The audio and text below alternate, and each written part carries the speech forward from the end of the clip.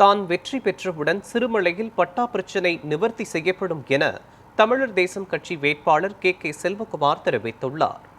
திண்டுக்கல் மாவட்டம் நத்தம் சட்டமன்ற தொகுதியில் திமுக கூட்டணியில் தமிழர் தேசம் கட்சி சார்பில் போட்டியிடும் அக்கட்சியின் தலைவர் கே செல்வகுமார் 4வது நாளாக பிரச்சாரம் மேற்கொண்டார். அதன் ஒரு பகுதியாக சிறுமலை பகுதியில் உள்ள கிராமங்களில் பரப்புரை மேற்கொண்ட அவருக்கு அப்பகுதி மக்கள் உற்சாக வரவேற்பளித்து தங்களுக்கு அடிப்படை வசதிகளை ஏற்படுத்தி தர வேண்டும் என கோரிக்கை விடுத்தனர். பின்னர் நியூஸ்7 தமிழ் செய்தியாளரை சந்தித்த வேட்பாளர் கே செல்வகுமார் இந்த தொகுதியில் உள்ள அனைத்து கிராமங்களிலும் குடிநீர், தெருவிளக்கு போன்ற அடிப்படை வசதிகள் ஏதும் இல்லை என தெரிவித்தார். மேலும் தான் வெற்றி பெற்றவுடன் அனைத்து கிராமங்களிலும் அடிப்படை பிரச்சனைகளை பூர்த்தி செய்வேன் என உறுதியளித்தார்.